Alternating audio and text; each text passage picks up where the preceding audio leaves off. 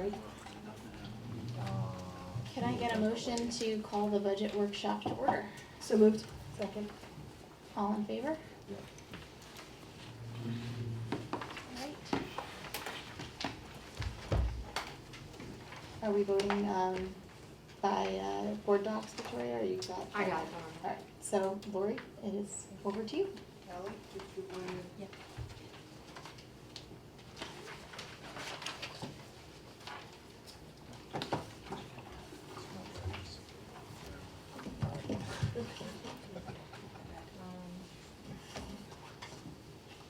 Which one is this is the clicker?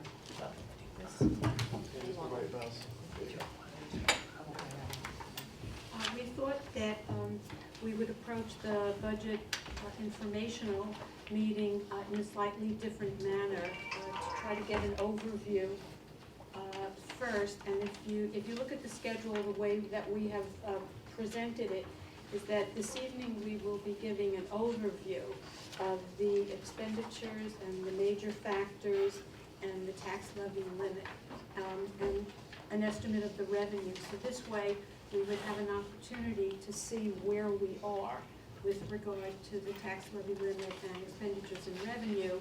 And then as we go through future presentations, we can put that information in context of where it fits into the whole budget. On February 27th, we'll have all the instructional presentations for primary and secondary, BOCES, special education, technology, and then updating the budget draft that we'll be going over this evening. Many of the numbers within the budget are estimates, or information that we don't yet have regarding certain expenditures, information that we need to get from the state, and calculations on various aspects of revenue, information from BOCES. We have certain contractual negotiations and process, and so each meeting will have updated expenditures and revenues.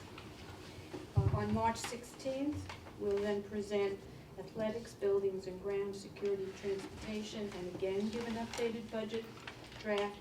And on the 30th, we'll have the administrative components, which is central office, legal, audit, insurance, public information, all of the benefits, the debt service revenues, the reserve accounts, the tax levy impact, and then again an overview of the final budget until April 21st, when we have the budget meeting to review the budget and adopt the final budget vote to prepare vote and to approve the BOCES vote. And then May 11th is the budget hearing, and May 19th the budget vote.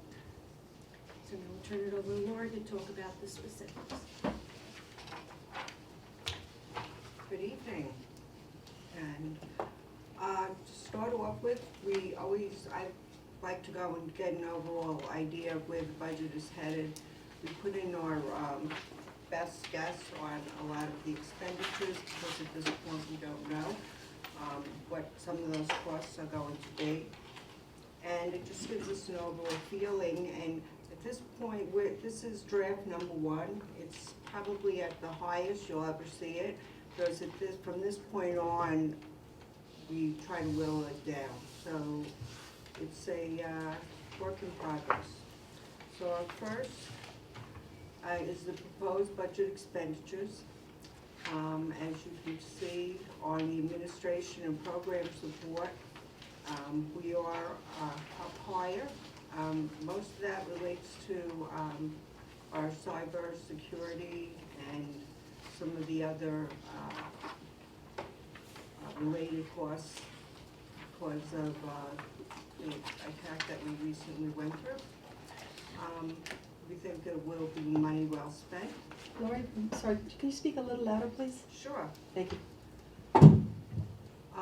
But we are going to be looking at all the costs as they go down through the rest of the administration. Our programs for instructional programs for students, right now it's increasing $1,177,000 plus. All right, but that we are doing a lot of initiatives, or several initiatives, and we think that will benefit the school. Of course, once again, these are all rough numbers at this point, and we expect that there will be changes. Employee benefits is going up significantly, and part of that is because ERS and TRS are both increasing in percentage this year. Right, so that is going to take out a certain amount out of the budget. The other thing that does affect us is health insurance. This year, they really gave us basically almost a zero increase for 2020. So we are planning that the following year it's going to be probably in the double digits. And our capital budget, we are going, one of our serial bonds is going to be completed. We will be going out to bond the bands that are currently in place. We're in a low interest environment, so we are planning on the, basically the capital budget going down due to that.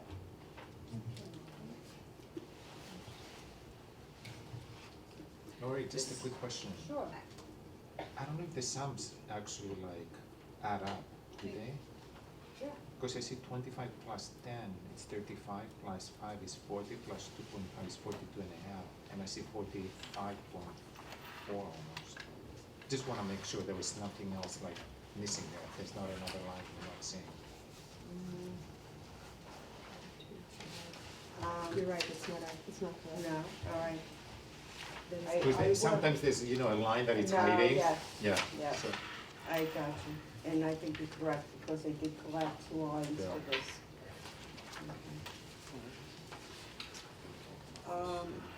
This is, and just a pie chart of the expenditure type. It's just giving you an overall picture of, really salaries and benefits make up most of the budget, 24% of the cost of benefits for the budget, and it's roughly 54% for salaries. So for much of the budget, unless we start making cuts in instructional, all right, there's really not that much money really that we have to play around with.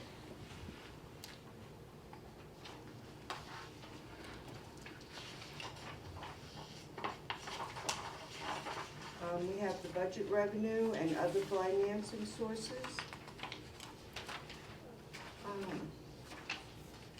This year, all right, the Governor Como is asking, he wants to roll in all of the BOCES aids, the software, the library textbook aids, and also the high tax aid, all right, into foundation aid. All right, so that those aids would no longer, you know, coexist, and we would just get the higher, which you can see it's $451,000 higher than the previous year. But overall, our aid is down. All right, the legislature usually comes back and negotiates with the executive, Governor Como, and we will change this. All right, as appropriate when we get different numbers from the government. The pilot to remove taxes is a number that we approximate. And we're expecting that will increase by 2% for next year. Student fees, this is basically an accounting decision. Drivers said before, when the fees were collected, they actually, they recorded them as a credit against the expenditure. I'm kind of a person who likes the revenues to be on the revenues and the expenditures to be on the expenditures. So I'm showing it this year as on the revenue picture, and I'm showing the full expenditure in the appropriations budget for next year. Our non-resident tuition, we are expecting a decrease. Bridgehampton is now pricing, I guess, several districts. One of the districts is going out to a public vote to allow the students to go to Bridgehampton. We're also hearing that Amagansett is also opening their doors to non-resident students. So between both of those, we do expect to see a decrease in tuition, besides the fact of just students aging out of grades. Laura, can I ask a question about that? Students are aging out, but new students will be coming in. And ultimately, isn't it, it's the parents choose where they're sending the kids to the district, they're given the option. So even if it's cheaper to send them there, the parent could still, the parent's not writing that check. It's the Right. district that writes the check, so the parent could still opt to come here. It doesn't cost the parent any more. I just wanted to clarify that, because I heard some people talking that it'll be cheaper for people to send it there. It's not really the individual family. Right, but we do have a significant amount of parentally placed children, all right, whereas more in Southampton, all right, where they're choosing to send their children here. And that's mainly in the lower grades, some in the higher grades, but mainly in the lower. So with the other options, we don't know what'll happen. We don't know if there'll be new families coming in. Okay, charges for facilities, we're not really expecting too much of a drop or too much of an increase, roughly 5%. Our grants and interest and miscellaneous revenues, I'm expecting, I went through and I'm not expecting any, I'm expecting it to be lower than it was currently. I think that the last year was over budgeted. So we might not receive as much income as we anticipated. So that brings us to a bottom number of 39,800, total revenues before the tax levy of $3,346,020. Currently, with the tap levy, we could go to $39,875,114 and be within the cap, which leaves us a significant amount of money to make up the difference. So I've chosen several reserves. We can only choose a reserve up to the amount of money that we spend in the budget, and the rest would have to be made up from our appropriated fund balance.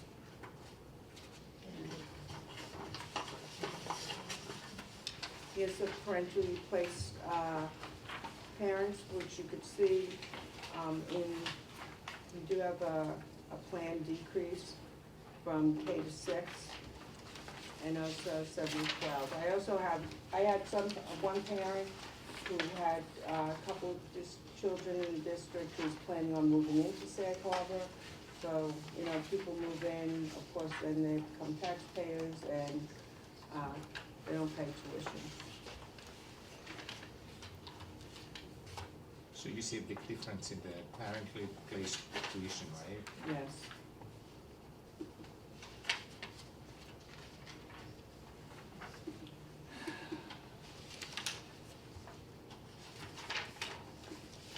It's a little hard to see on the screen, but this is the property tax cap levy limit.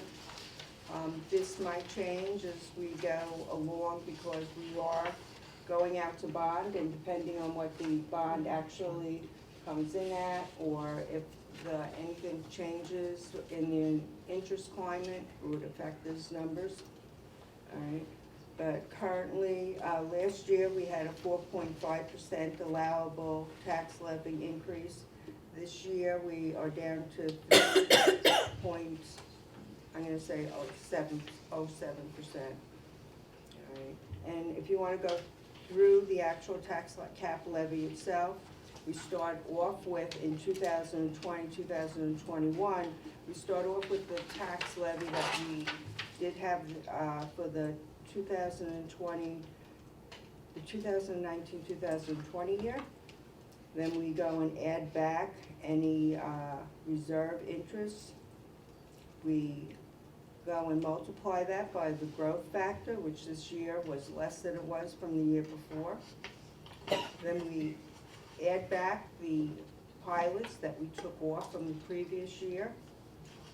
We add back the capital levy that we added on last year, and comes to our subtotal that we multiply by the allowed growth factor, which this year was 1.81. And we get a subtotal of $38,107,807. From that, we decrease our expected pilot revenue, and we add on our our capital tax levy, which this year is $1,927,446, and that brings us to an allowable tax levy of $39,875,114. Last year, we did not go to the full tax levy. We could have had a $586,000 increase beyond what we took. We could have had $1,713,000. We only took the $1,126,000. That will be a permanent decrease.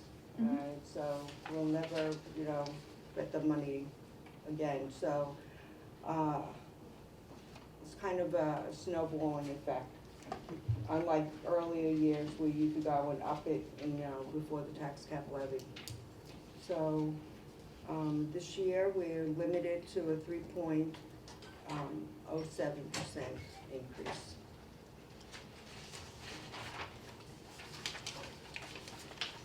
I wanted to go and do a picture of our current reserves because we are going to most definitely be using some reserves to go and make up for the difference. These are our current reserves.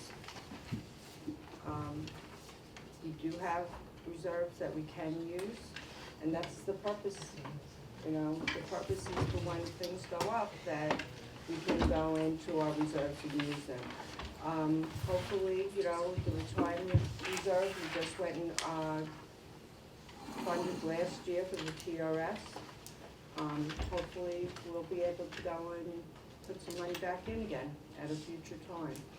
Our reserve for ERS will be significantly dropped, and it might be something that the board would want to consider funding in future periods for just this reason. Yeah. And any questions? I just want to remind everybody that it's a rough estimate at this time. And a lot of these things are going to be changing as we get more information. And, that's why we're, every meeting we have, we'll be updating and providing you with a draft number 2 and a draft number 3 until we come to our final version. Well, I have a couple questions, and I know, and I'm just gonna keep them short because I wanna digest this, but is there any sense, and I know it's early, so this is a little early, maybe tell, is there any sense of how much money we may have left over at the end of the year? Usually we end the year with a bit of money. I mean, you always wanna have more than less because you gotta cover all your bills, but in the past several years, we've had, I think, a bit of money. Is there any sense of how we're tracking this year? I would say we are not going to have as much money as we've had in the past years. Last year, when we went to the 3%, all right, we did have to cut a lot of the, where I would traditionally keep a little extra money in. So it's really not there this year. We will be looking at the fund balance to go and see what it is, and that's, one of the things that we just recently spoke about is getting, looking and seeing how we are going and proceeding. And hopefully, if we have significant fund balance left over, we could just spray it off instead of going to the reserves, apply fund balance to it. Okay. And I would just suggest, since workshops are supposed to be interactive with the audience, that we give the audience, anyone attendee, an opportunity to ask any questions they may have before we go into the formal board meeting. Okay. Anybody have any questions? I do. Okay. Can you explain the driver's education for $24,000 on the budget? Denise, those are the fees that we collect for students who take driver's education. Okay, so we didn't collect any for 2019 and Well, the 2020. way that they did the accounting is just gonna be a change in procedure. Before, they were taking the money and they were reducing the expenditure. So when they collected the money, they credited the expense account, all right? Instead, I think the proper way of doing it is showing the revenue, you know, the fee collected as revenue and showing the full expenditure in the appropriations. Okay, so you're basically telling that you moved it from one line to, basically to another line. Before they used to go and put it together, all right, the plus and the minus. Now I'm gonna show the plus and the minus separately in each of the two accounts. Okay, and then the fund balance unreserved is at 3.9 million right at the moment? Yes. Okay. Thank you. Any others? At a future presentation, do you think it'd be possible to indicate what the caps for the reserves are? Okay, sure, no problem. We can do that. Any others?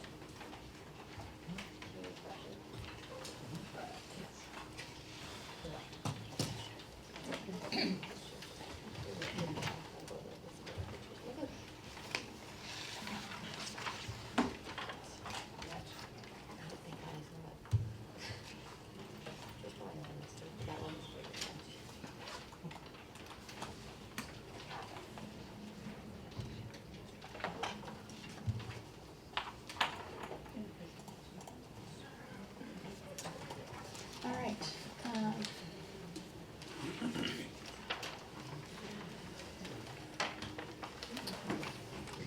Can I get a motion to call the business meeting to order? So moved. Second. All in favor?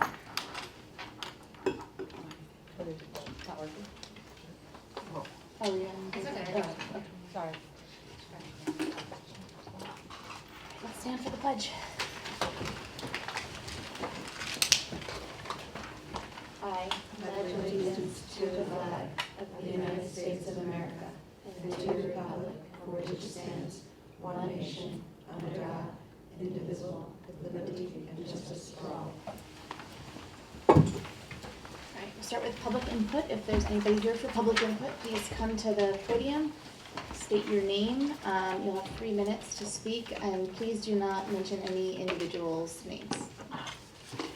Hi, my name is Kevin Martin, and I would like to hopefully get resolution passed about community service credits for graduation.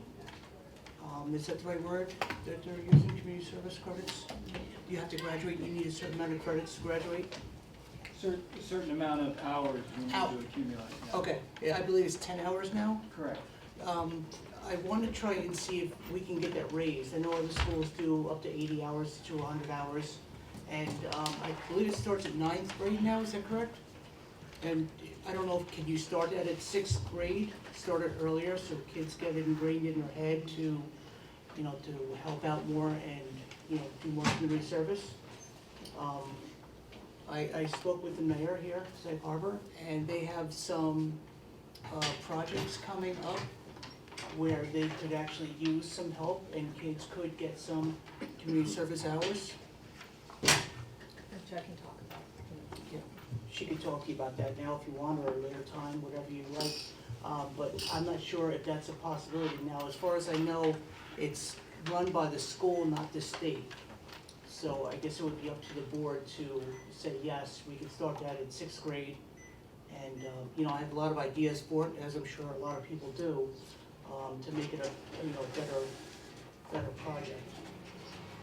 I would imagine we would look to the administrators to make a recommendation, so I think your best point of contact to start would be to talk to maybe the principals of the middle and high school. Okay, could I schedule a meeting with you guys for some time and Suggestion? meet with you? Yep, absolutely. Okay, okay, And, because it sounds interesting, but we would need to hear from them okay, in the process. okay, all right, very good. Okay, thank you, I'll Thank you call for you raising it. tomorrow. You want to add anything? Yeah. So I'm Kathleen Mulcahy, I am the mayor of Sag Harbor Village, and last month we had a volunteer work session. We had lots of people, including all of you, and there were great ideas that came up. But one thing really stuck with me, Gloria Kim Brown, who's the trustee of the library, said that volunteerism is in her genes. And service was in her genes, and her parents taught her. And I thought, you know, we need to start at at high school level, middle school level, to get volunteerism so that it is in their genes. And the school is vital to the future of the volunteers in this village. So we are going, one of the ideas that came up, actually thanks to Jordan, who brought somebody, was a volunteer fair. And we're gonna do a volunteer fair in July in Steinbeck Park on July 19th, it's a Sunday.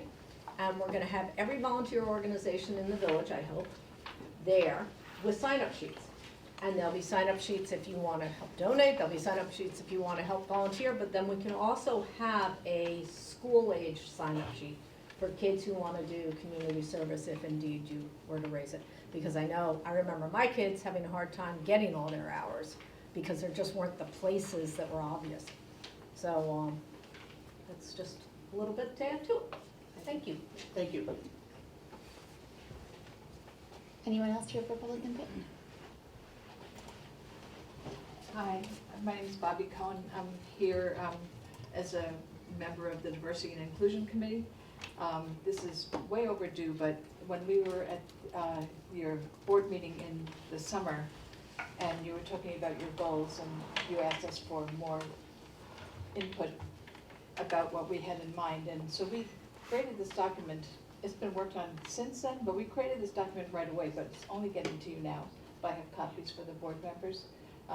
We'd be interested in having one of our members be part of the interview committee when it comes to that, but also some ideas for the superintendent search and just for procedures throughout the year. So I'll give these copies to, okay, all right, so that's basically it, and thanks for anything that you do in this regard. Thanks, Bob. Anyone else here for public input? Hi, Sandy Kroll. I just have a request. Last meeting, you approved 2 resolutions, and you were unable to discuss them because they haven't been approved by the attorney. So if they have been, maybe in old business, we can get a recap of what that was, because that was pretty vote, no discussion, can't talk about it until the attorney looked at it. So, thanks. Anybody else? Right, moving on, President's comments. I received a request to just go over where we are in the superintendent search process. So we have a meeting scheduled with school leadership on February 27th, where we'll be going through, they'll be telling us which applicants applied. I believe the date to apply passed at the end of January. And so the school leadership is screening the applicants right now. And so on February 27th, they will come to the board and tell us who applied and, what the screening process was. And then after that, we will be scheduling a date to interview candidates. So that's where that stands. And then Just a quick superintendent. question about one. So are we just gonna get again a recommendation from the search firm to interview like a limited number of candidates, or how is it gonna work the process? I think we'll talk to them about it on the 27th. Okay, got it. Right, so moving on to superintendent's report. I would just like to say that the amazing production of Annie was like no other that I've seen, and just want to compliment everyone for the amazing work that went in on the students and all the staff and the volunteers really did a wonderful job.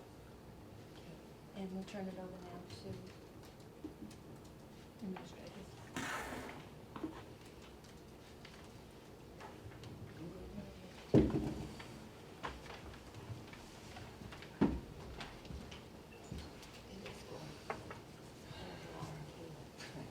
Good evening, everyone. I'll go through the past events and future events.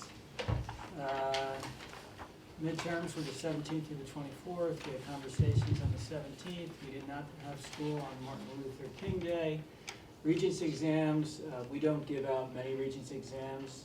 The majority, probably about 90% plus, are administered in June. So we have some retakes, and we administer assessments for students who are coming in from other districts or other states. So that was not that cumbersome. Spirit Night, the 24th, was a tremendous success. The gymnasium was crowded, and it was a pretty successful evening.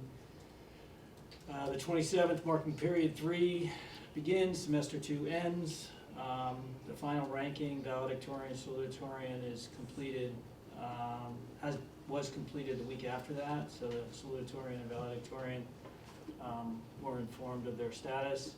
Model UN, 33 students traveled to Boston. Harvard hosts that event or sponsors it. It's held at I think it's the Copley Plaza in Boston. It was successful several days, according to the advisor and some of the students I spoke to. Here are some pictures of the Harvard-hosted Model UN event. Usually we have the students come in at a subsequent meeting and provide a brief, I guess, overview or some commentary on their experiences. So we'll set that up at a meeting in the next month or two. Yesterday, I believe, is that correct, Mr. Guyan? Saturday or Sunday, the Guild Hall awarded some. Sunday. It was Sunday, it was yesterday. Two of our students were recognized, and this is a picture of them near their artwork. And Kara Rhodes got Best Painting, and Amelia Baltz Best Multimedia Project, I think they called it. Yeah. Upcoming events, big basketball game Friday night. I think that's the Class C playoff game. If we win there, we will go to the Long Island Championship game, most likely against East Rockaway. If we win there, then we go to the Southeast Regional. Getting ahead of myself, but hopefully we're successful. Girls basketball, 5:30 St. Joseph's on the 25th. Winter break begins next Monday for the week. Whaler Day, that's a window. Whaler Day is School Spirit Day. I don't announce the day until the day. So you can't plan any mischievous things beforehand. Conversations with administrators the 28th. High school orientation, which is where incoming it's 8th graders, incoming 9th graders attend an evening to learn about high school. Ms. Carriover, you're going to talk a little bit about the Girl Rising documentary, so I'll leave that to you. IB information meeting for prospective IB students, both those interested in the diploma program and those interested in just taking individual courses, will be held on the 10th. The Ruchan Trust will have Bobby Sanabria come in on the 11th, and this is a busy time of year for IB, so the externally assessed work is submitted by the 15th of March. Any questions? Thank you. You're welcome. I'll go quick on the past events. Some highlights were the ski trip that they made it through, and some kids actually learned how to ski for the first time, which was awesome. Last week, the physical education classes, spearheaded by Mr. Tortorella and Miss Caulfield, did a jump-a-thon to raise money for Australia. They also made Joey pouches to send over to Australia for the kangaroos. On 2/7, we had Kodama come in, which is going to be at the elementary as well. That is that Japanese game that teaches perseverance. It was awesome to see the kids teach each other, but also support each other in this big, broad assembly that I thought some of the 8th graders would be rolling their eyes in, but they were totally enamored with, which was awesome. And then 7th grade, we trained the entire 7th grade in CPR, and then of course the middle school musical Annie was this past weekend. So here are some pics. Here's Kodama. The great part about this assembly was instead of kids booing or oohing and ahhing, the kids were like taught to say great try, do it again, and then they kept doing it, and then it actually reverberated through the classroom in math classes and social studies classes when they took risks, which was pretty awesome to see.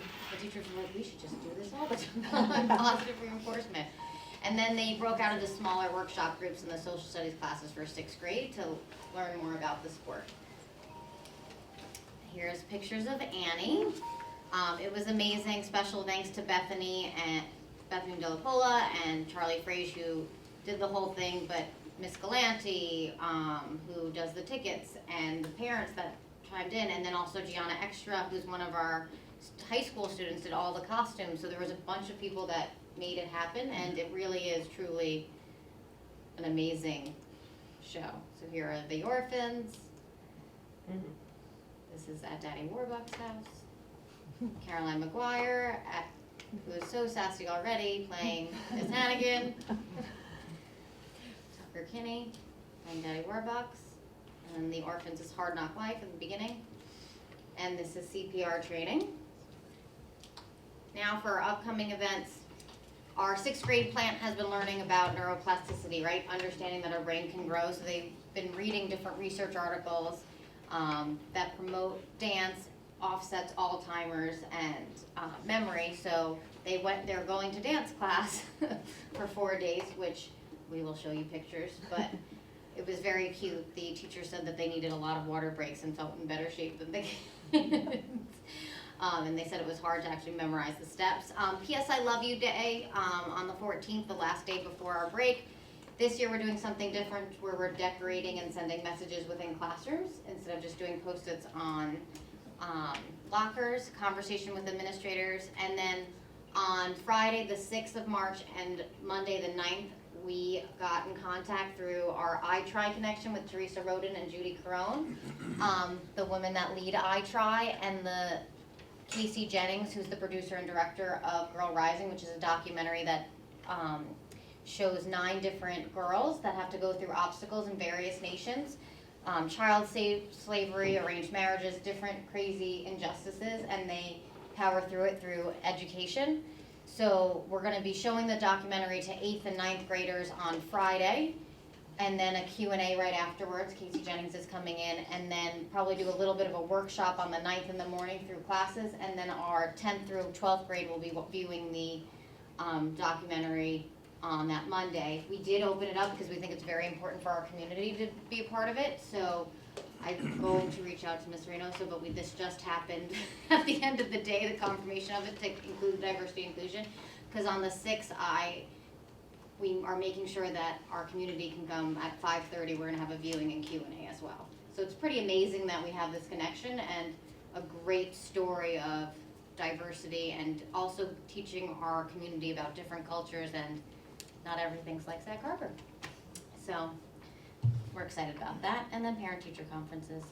So hopefully the kids are showing their parents the portal. Ms. Reynolds? Yes. You're on.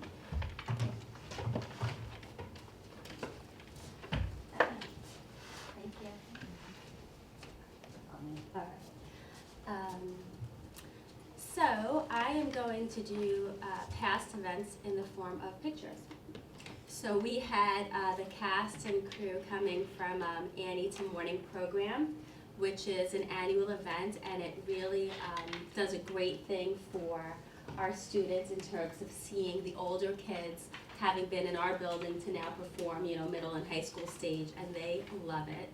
And I have to guess it does a great thing for ticket sales, because I know the amount of chatter after the morning program performance is escalated 110%. They did a phenomenal job. Here are a few pictures from that. Annie, front row and center.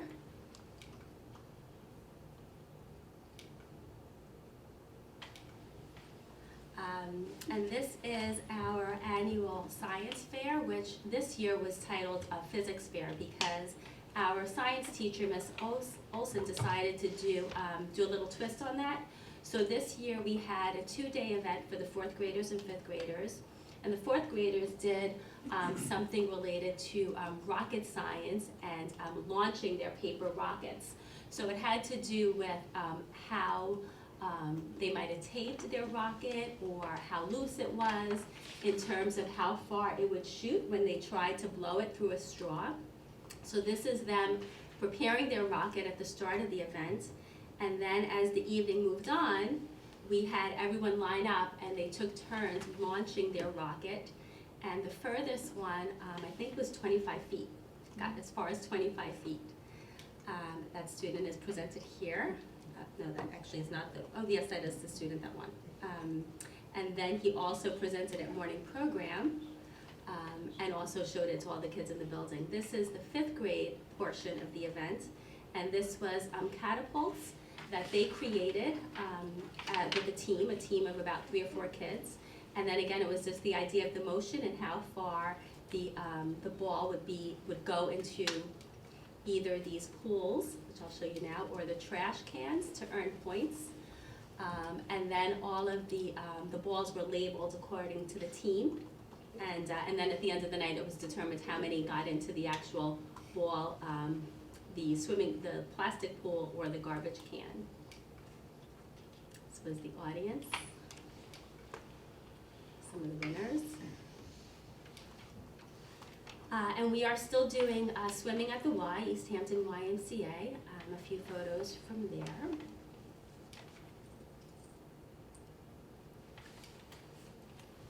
This is something that we're doing new this year called Kindness Cupid for Valentine's Day. So what the classes are doing are they're randomly selected to do different kindness acts and gestures for other classes. So it could be compliments, it could be going in to read a book that nobody is expecting, they just pop into the classroom. It could be leaving kind notes, random places throughout the building. And that will that has already started and actually culminate until Valentine's Day. Upcoming events, like Ms. Carriero mentioned, Kendama Workshop is starting this week. Valentine's Day, important day, the elementary school. Winter recess, we'll be celebrating the 100th day of school soon. And then, of course, we have Wax Museum coming up and Multicultural Night. That is everything for me, unless there are questions. Okay, thank you.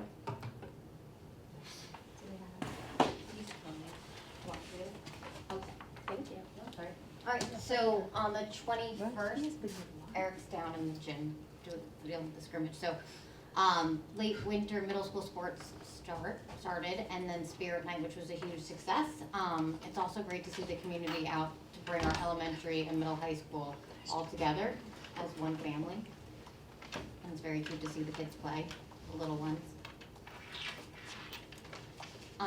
Two-time undefeated league champions are boys swimming. Rightfully so, we do live on the ocean. And then upcoming events, so on the 14th, we're gonna have our playoff game, but it's held locally. We'll be at East Hampton High School at 7 p.m. Be there to support our boys against Southwold, who we beat this year. So hopefully we can do it again. And then playoff girls versus the B championship, Class B 5:30 at St. Joseph College. And then if you weren't here, Chaston got her 1,000 points. I feel like I need to keep saying it again because that's a huge accomplishment. And also Henry Brooks, I've been wanting to thank him why. And then upcoming, we're gonna be starting the spring season, but it won't feel like spring to the kids on the 9th. And then the middle school sports spring season begins on the 23rd of March. Mr. Fisher, you're up.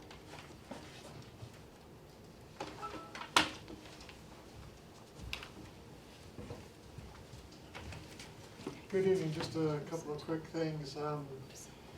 Last week in Mr. Nealon's class, he was able to have couple of his students interview Hope Solo. For those of you that don't remember, Hope Solo, she was the goalkeeper for the U.S. national soccer team that went on to win the World Cup championship. So using some of the tools in the classroom, the computer, the large screen in the room, and just FaceTime, the students are able to actually interview her, which was pretty neat. We're in the process now of evaluating various off-site cafeteria systems to move our current system from internal to external to the cloud. So there are a couple of different options for doing that, if we decide to do that at all, but we're in the process of looking at what some of those options are. One of them is tied to the current My School Buck system, but others have their own system as well. So I'm going to take a closer look and see which one, if any of those make sense for us. The communications board, as you can see, are back up. We're in the process of finally rolling out the encrypted mail solution, which had been put on hold for a little bit. So I'm expecting over the next few weeks or so, we've got most of the back-end stuff done. So we just need to make some minor adjustments to the flow of our mail. And what that is going to do for us is it's going to give us the ability to encrypt mail that's being sent out anytime there's sensitive data being included in the email. Or, even better, in situations where now we are unable to send message or use email to communicate because there's sensitive data, we will now be able to do that because it will have complete encryption. So I'm hoping to have that up and running, as I said, in the next few weeks. Just added a new page just the other day to the website specifically for a place to go for people who are looking for information about any bids or RFPs that we have out there. So they'll have one place now that we'll just keep updating as the times change, as more goes up there. The Sag Harbor Learning Center, I think Paul's going to talk about this in a little bit more detail, but mentioned before, the AV equipment is installed. If you've seen the gym though, you'll notice the speakers are far lower than we'd like them to be. They're coming back tomorrow to raise those speakers so that we don't have any type of safety issue. The main rack, which is what you're seeing there on the right-hand side, that houses all of our switches, etc., it's finally going to be brought online by the end of this week, and once we do that, then we'll be able to move forward with some of the other systems that are at a standstill over there, including the camera and door system, Wi-Fi, phones, and things of that nature. On tonight's agenda, being asked, as we've, I think, discussed in the past, about a network and system specialist one position for approval tonight. Should be noted that it's a move, if you will. Okay, it's not an additional position. And facilities update. Unless you have any questions. I went through that kind of quickly, sorry.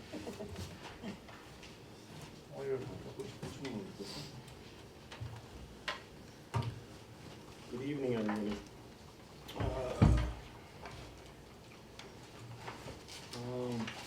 just like to show you a few pictures of the most recent work that's been done over there. Top left is a picture of the classroom. Last time the board did a walkthrough, that wall wasn't finished, the cabinets weren't in place. So that's all been completed now. The bottom left is the nurse's office, that a new floor put in place. The top right and bottom right is the downstairs hallway. The last time the board did a walkthrough, it had no floors, it had no walls, it had no ceilings. So that's all completed now. Left picture is a newly installed exterior gym doors. They were just completed today, actually. Right picture is new stair treads that were put in. They were all done except for 5 steps, which they had to order longer stair treads for. So as of now, all the ceilings are complete, all the floors are complete, all the walls are complete, the classrooms are complete. Just about everything in the hallways is complete. So the list of things that still need to be completed, pretty much down to one page. So the list is tapered playground edging, and as the week of 2/24 to be completed. 1 section of stair treads, which I just discussed. There's some change orders that were put in to change the lighting in the kitchen, so we're waiting for them to come in. And 6 hallway lights as well. We changed the design of the lights, so we had to reorder a different light. We're waiting for the security office shutter to come in. We have to fill in any, there's some areas of tiles we left open, just if we have to run any more wires, that we don't have to keep moving the same ceiling tile. So that's gonna be completed week of the 24th of February. The other thing that we had to do a change order for the server and utility corridor room. We're gonna put a drop ceiling in there. And that was a change order that we put in to keep the air conditioning in the server room from spilling out into other rooms. We decided that as putting a ceiling in there would be to our advantage. We're still waiting for a ceiling mounted cabinet heater to come in. Should be here, I think, next week or 2 weeks, yeah, week of the 24th. Waiting for 3 hallway heaters to be installed. That was a change order. They're on order, they should be here the 24th. Excuse me, can I ask a question while we're going through this? Sure. So can you just explain what was changed about that? about the heaters. You said it was a change order, meaning? Yeah, because what happened was, the original building had heaters in certain locations, and then after the design of the building and was being constructed, we realized that those heaters never went back. So it was something that I picked up on. I questioned the architect about, how come we don't have these heaters? We had heaters here originally, we should have heaters, and then they put the heaters back in. Okay. But is that an additional charge? It's a small charge, yes. All right. Because they were supposed to go back, right? Was that a design flaw? If you want to, it was just missed. Right, but I mean, it should have been. Partially because, to be fair, we put an elevator in place of where there was a heater. And they never put in the design a different place for No, that heater? no. So And we needed a different we place need- for we that needed- heater? we needed So they more missed heat. it? Okay. Yeah, because we added more space to the building with Right. an elevator shaft. I felt we were gonna need the additional heat back. Right, so they missed it in their design. Yeah, I guess you could say they missed it. Okay. So, let me get to this. Gym panel feed repair, that's gonna be done at the 10th. We're waiting for a skylight to be installed in the front of the building. That's on order as well.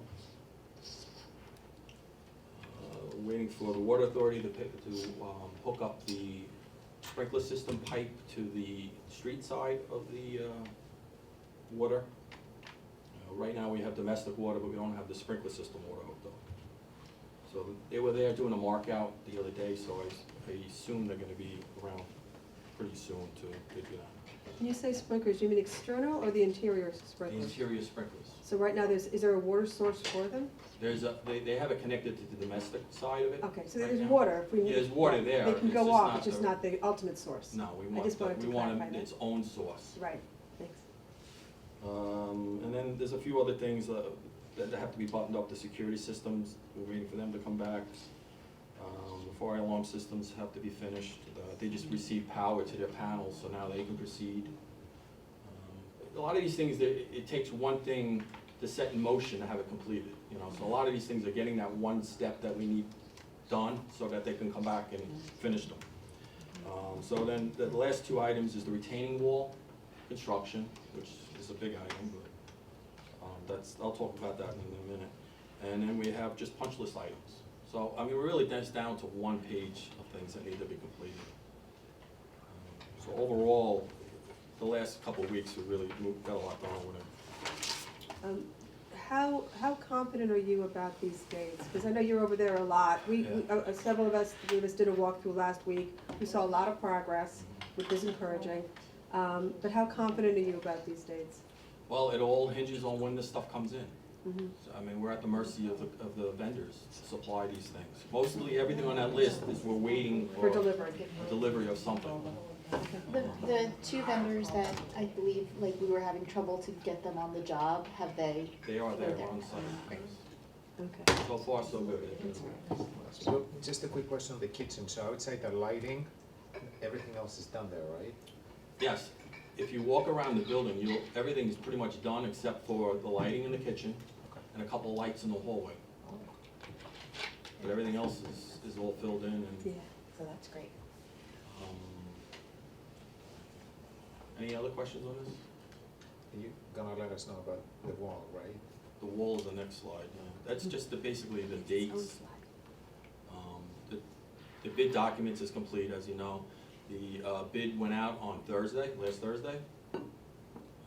So now we're just waiting for their allowed time to respond to the bids. And then we'll award the project on the 27th. Hopefully we get enough people to bid on it. The 28th through March 20th is the contract submittals, mobilization. And the actual construction should only take a little over a week. March 21st through May, no. A week? March They said 6 weeks originally. Yeah, it's showing 6 weeks. I was told it only should take a week. No, they told us it was gonna be, from the point of construction, IBI said anywhere from like 5 to 7 weeks. Okay, so 5 more. or 6 weeks. Okay. So, and that's it. Hopefully we get a good turnout on the bids. I have a question related to that, but it's more for Ellie. Regarding those two agreements that we approved at the last board meeting regarding the retaining wall and the neighbors, subject to attorney's approval. I notice they're not in here for me to sign yet, so just in terms of the status update, they're still with the attorney? The Is that- attorney has indicated that we should go ahead with the process, and pending approval of the bids, we would have that signed. So at the point that we're ready to award the bid, we have to have the signatures, So- but the attorneys are working on it. That's for the next meeting, then we're awarding the bids. So it sounds like in a few weeks that'll be nailed down. Yes.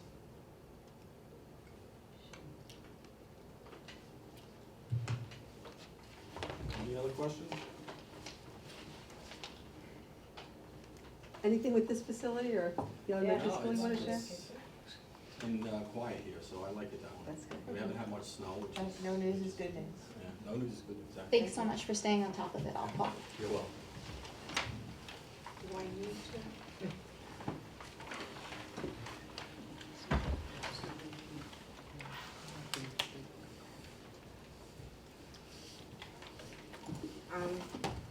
Since we already did the budget, we just kind of go through, we're just trying some new things this year.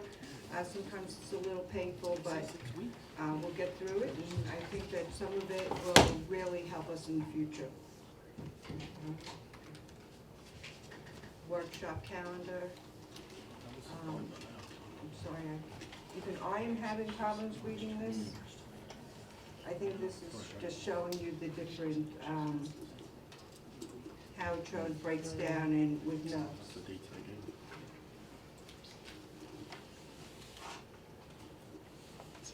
This is going to, the last time I gave you the update on renovation of the Sag Harbor Learning Center. Yeah, can we get a number on that maybe?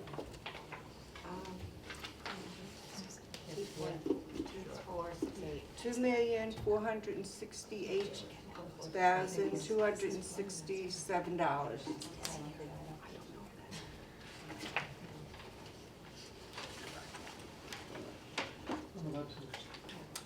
And that's the. We don't have a printout of this, do we? Can you tell us, just if you don't mind, just tell us what we're looking at? 'Cause This is the general fund summary. This is money that's been spent out of the general fund on the Sag Harbor Learning Center over the last couple of years. So since, really since it started. So this is, what was paid out of the general fund. So when you hear the over budget, that's just the amount that. If And that you could said be it's shared. you said it's 2 point what? I just didn't. 2.468. 2.4, okay. It's about 2.5. Okay.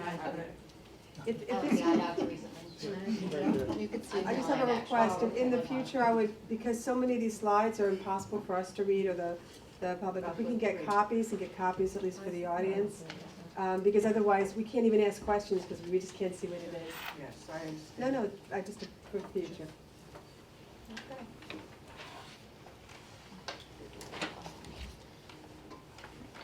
Thank you all. Moving on to policy action, so, can I get a motion to approve the second read of the student voter registration and pre-registration policy? So moved. Second? Any discussion? I would just, when we do these two, I would welcome hearing from the public at that point, if anyone had any opinions on it. I don't know if they do, but. Anyone have any opinions on it? All right. That's unanimous. I get a motion to approve the second read of the fundraising policy. So moved. Second. Any discussion? I have an area of concern that I'm gonna raise, and I know that, the committee did consult the district's attorney on it, but I'm raising it anyway. That one of the significant, and I had requested that at this meeting, we go through these changes, so since you're on the, I don't know if you wanna do that since you're on the committee, you're familiar with it, I'm not as familiar with it, but just so that we can talk about what the changes are before we vote on it. You want me to go through all of the changes, or just the one that you No, are I would say go through all the particularly- material changes so that people are aware of what the big changes are when we vote on it. Sure. And Carleen, feel free to jump in, and Lori, I know you've been part of the conversations as well. If you want, I can give you a quick overview, maybe that will be helpful. Go for it. Right. Okay, great. So basically, we took a look at the intent of the policy and we made sure it was narrowly focused on the specifics of student fundraising. So that's primarily the first group of edits. And so if you'll notice, there's two documents in front of you. One is with the track changes of edits, and the second one is the clean copy. So the track changes and edits, if you will follow through there, that'll help you, guide you with some of those changes. There was a lot of discussion around who should benefit from the fundraising activity. We felt like it was important, and this is where we consult the attorney, that any student involved in that particular club or organization should have equal access to fundraising funds. The other pieces we took a look at is kind of eliminating any type of, or redacting anything that is addressed in another policy that you would find in a different section. And then also kind of stating things much more briefly without the expansion and superfluous verbose language. And I think the last one, an example of that, like instead of saying fundraising regulations, we said fundraising procedures. We did want to make sure and emphasize that the protocol document, internal document, needs to be followed for approval, so there's references to that. And then also making sure it's clear between the policy versus protocol. I'm scrolling down, and jump in, anyone else on the committee, regardless that if I'm missing anything. So basically we pretty much, and then we also did not cover gifts. We took gifts out of that because it's covered in a different policy. So that's generally the overview of the edits to that policy. We really kind of were able to kind of streamline it more and made it more narrowly focused. So I want to thank the committee. I attended some of the meetings and the committee worked really hard and spent a lot of time on this. There are two areas of concern that I want to raise. One is the point that was brought up that with the fundraising, that all students benefit from the fundraising. And, you know, as someone who's witnessed a lot of fundraising at the middle and high school level, I can tell you it's very different than at the elementary school level what happens. At the middle and high school level, you can have a fundraiser where 5 kids show up and 20 kids are at the beach. And those 5 kids in that club are showing up and working hard at that car wash or that bake sale and getting pictures from the beach of the other people from their club. And that happens a lot, where not everybody in a club will actually donate their time, only some will donate their time. So I am concerned about the idea that everyone automatically benefits. It has been up to, I think, the clubs to decide if everyone, you know, it may be extra swag a team gets or whatever it is, and they've decided how to dish it out. I'm concerned that this will could potentially decrease the level of participation we have in a lot of our volunteer activities, because why go if you know half the class isn't showing up, and if you don't go you still can get money towards your trip or whatever it is. So I am concerned about that having a negative impact. And then the second area is the idea of, and I understand the premise of it, I just don't know how practical it is. The idea that, where it is, that students should not be soliciting other students during school. I mean, at lunchtime, someone's saying, we're selling t-shirts for the robotics club, do you want to buy it? It sounds like they're violating the policy then, and therefore there's repercussions for that student for doing it. So I just want to pressure test how practical it is to, I'm not saying setting up a stand and selling it in the cafeteria, but kids talk to each other during the day, and it sounds like we're saying that they are not allowed at all to discuss the fundraising and suggest that someone participate or buy something from the club during a school day. And I don't know how practical that is, so I'm putting those two things on the table. We had extensive discussion on both items, and Carleen, maybe you want to jump in on this one, but I think it was a legality point of view on both, right? I'm sorry? Was it like a legality, like kind of like advice we got that we have to kind of, Yeah. if someone benefits from that, has to benefit all? Yeah, so the first part, we did get some advice on our attorney, and then we also discussed that, that some students have difficulty getting to these fundraisers, and that's that one student who just really didn't have the means of transportation or is working, we didn't want them to be excluded, so that what's kind of like could be could be perceived as bias. So we wanted everybody to have equal access. The other piece is, I think that we do a really good job with our students with encouraging them to participate. We've got a great social emotional support, and I really don't feel like it'll decrease our participation. I know that with all due respect, I understand your point of view, and I think that is a concern that was shared by some of us on the committee. But I think overall, we felt like everybody should have equal access to the benefits of that, and protecting those students who may or may not be able to have the means to participate. Right. I mean, I've seen advisors on their, make that call, like leaving it up to the advisor if they know someone's working, or if they know that child doesn't have transportation to get or whatever. But it's kind of been left up to that discretion versus when they do know and they see that they're not there because they're, but, I'm just putting it out there because I've personally witnessed that kind of behavior, and I think this will only encourage it. And I think you make a good point, but I also believe that there should be follow-up with those students who are, purposefully and pointing. I think there's ways that adults can talk with children and students and figure out how we can handle that. I had the opportunity to speak with a few of the students on their take, and they were split. It was equal. It wasn't the pendulum didn't sway this way, the pendulum didn't sway that way. So I thought that was interesting. To get their insight on it. It was equal. So. Yeah, I think we had a lot of rich discussion around the topic, and I think when we consulted the attorney, we went with our attorney's advice, and then also some feelings we had around the previous mentioned reason. Yeah, I think we also have some really awesome new members to the policy committee this year, and one of them, she's like one of those like economics types. So she was just saying, just because the result might be that it might decrease participation, you just need to look at a different lever, right? So she was looking at it kind of like an overarching view that you just have to create different incentives to get people to participate, which I thought was a really good way to look at it. Yeah. I mean, and I have to say that I'm looking through the lens of a 16 and 17-year-old, not a 8-year-old or 11-year-old. And when they're 16, 17, 18, those dynamics change dramatically, and you see very different levels of participation. And it's not the coach or the teacher or the parent saying go to the car wash. It's it just doesn't operate that way. And I think the great members of the committee. When I go there, I'm the only member who has a kid in high school or a kid who's gone through middle school.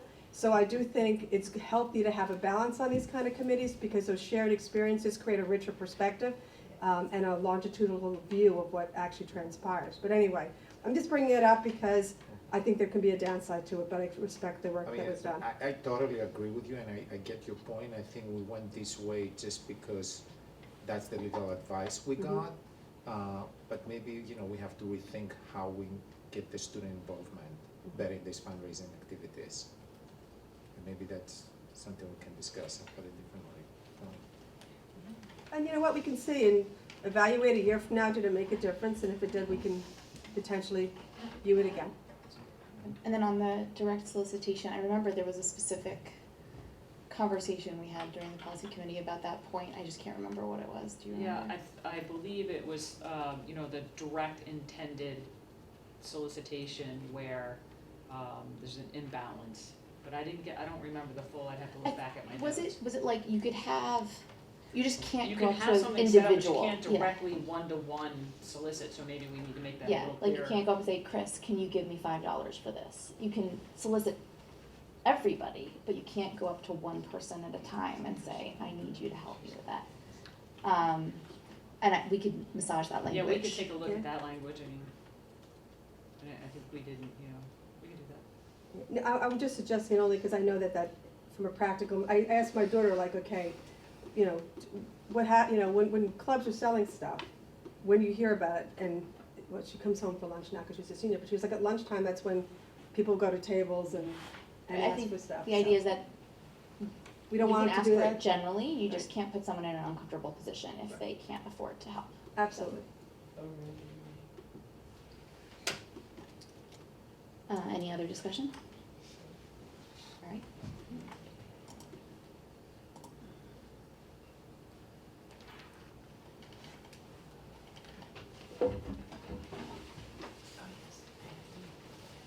So it sounds like that language can be tweaked. So should we postpone voting on it until it's done? Well, just the second read, we're not approving the policy tonight. So we can, yeah, propose a tweak for that for the next. Yeah, we're meeting this week, we're meeting on Thursdays. That's unanimous.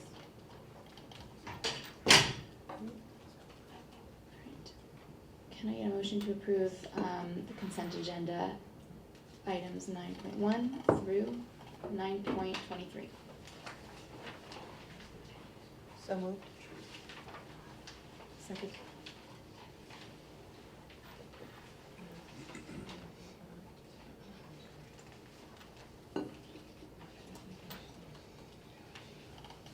Just a quick question. I just looked at the agreement for Dragon or something. Yeah. So he's gonna look through all the like job descriptions and stuff like that just to make sure.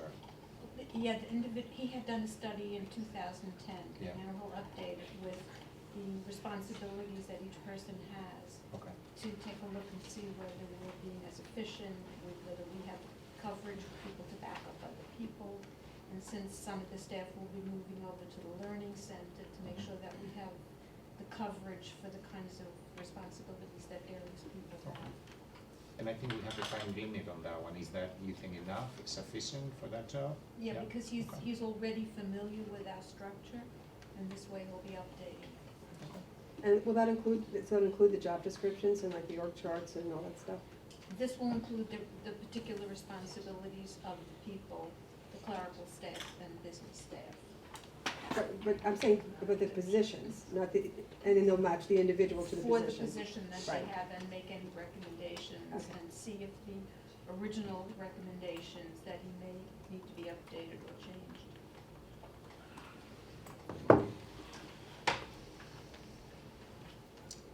That's unanimous.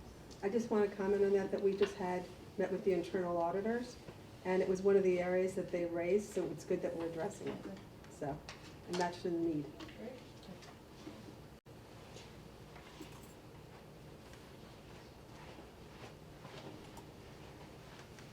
Can I get a motion to approve action item 10.1, the disposal of the 2010 wheelchair bus? So moved. Any discussion? Yeah, Ellie, do you mind just letting us know, is this a bus that has been used recently or has been in the garage for a long time, or? I believe that it's really been damaged and already been replaced. Is that? Well, this was our spare bus that we were using as, you know, if something was out of service. It failed the DOT inspection, so we knew we had to take it off the road. When we went to the mechanic, they said that it was a head gasket. At this point, the whole engine would have to be totally replaced. We've already got rust eating away at the gas tank. It's just not worth it to, you know, do that kind of work. We'll auction it off. People are definitely interested in some of the parts of the bus, you know, even the seating, whatever, so whatever we can get for it. Yeah, it was an effective picture you included, thank you. So if this was a backup, what do we use as a backup now? We don't have one. Is that an issue? I had spoken to Maud about it, and she doesn't feel like it's really an issue at this point. Okay. Yeah. I know that when we had the transportation analysis, I believe it was like a year ago, they recommended that every year we get one bus one year, two buses the next, one like alternating. Mm-hmm. So this leads me to question, so is there any plan, are we gonna have that on the you know, The budget yeah, presentation? yeah, is that gonna be an addition? That could be. I will talk with Maud further and see. I didn't read the study, all right, but I'll read the study and see. Okay, thanks.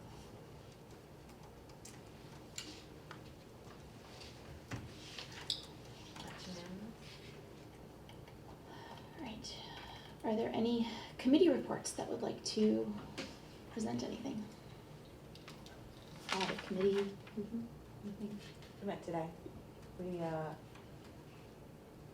approved the rough we're making a recommendation, excuse me, to approve the draft of the risk assessment. Since our internal auditors, we expect it to be on the agenda next meeting. I'm not sure if next meeting, whenever, I think we discussed, there's a few things we need to all have come together in order to do it, so we'll see how fast we can do that. Well, I thought that the presentation was gonna wait for that, but the draft we can approve. That's separate from them coming in for the presentation. I understand we can, but I think there was discussion about how it would be helpful if Okay. they're the ones presenting it, so Alright. we'll see whether we can make that happen for the next one or the one after. Sounds good. Diversity and inclusion, I think policy, yeah. No new updates. Policy, no. All right, any other committees that wanna? Facilities committee met tonight. We spoke about progression of the Sag Harbor Learning Center. We also discussed putting together a survey to prioritize future projects. That's pretty much it. Cool. The PTA meeting is tomorrow, so I think they have a lot of stuff on the agenda. And there's a PTSA meeting tomorrow night, at 5 or 5:30 here, but it's on the website, school website. Great.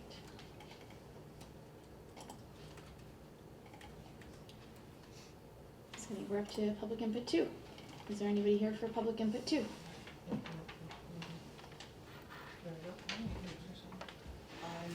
Yeah, the high school gym floor, I guess that would, where would that go to? What do you, I've been over there quite a bit, and it's pretty shot, the gym floor. Describe shot. You bounce a ball on it and it doesn't go anywhere. Dead spots all over, I mean, the whole entire floor is full of dead spots. You replaced some of it last Yeah, year, right? I mean, we've been replacing as needed. I mean, to replace the whole floor, you know, that would be something that we'd have to discuss. But what I would suggest that you sit down, make a meeting with Eric, and you can attend that meeting as well, and just go over the spots on the floor that you find to be dead or not responsive, Okay, yeah, and then there's they can quite a they can few of look them, into it. but yeah. We've been patching it as you know, needed. Okay. I know what you're saying, that the floor is probably getting to that end of its life cycle, but that's for another discussion for another day. Okay.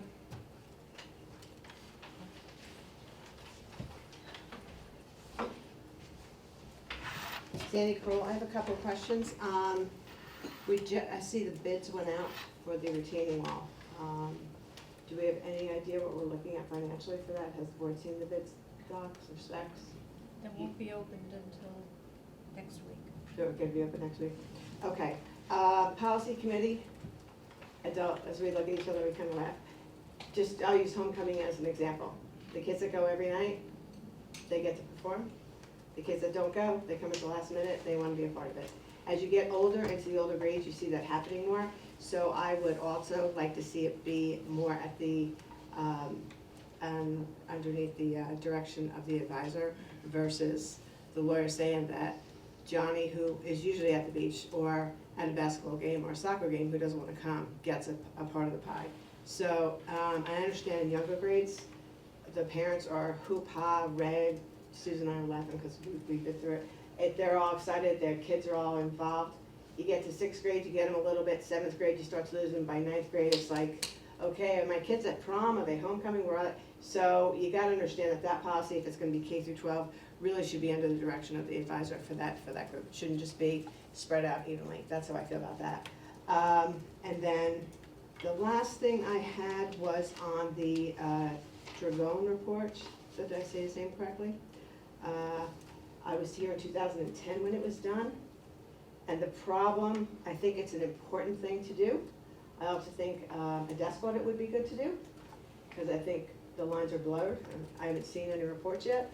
But what happens is he comes in for $10,000, $12,000, gives the Board of Education and the superintendent the recommendations. Somebody leaves, they mix that work into somebody else, and then it never goes back to where it needs to go. So, if you're gonna spend this money, which I'm not saying that you shouldn't, I think you should, please make sure that you implement it, and implement it in a way so new board members new supers, new business officials, new secretaries, new whatever, everybody knows what the plan is, because that's where it gets messed up. We shouldn't be paying for one, as often as we go.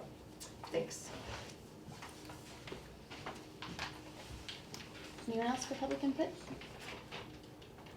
All right, can I get a motion to convene into executive session for the purpose of discussing proposed lease of real property and contract negotiations?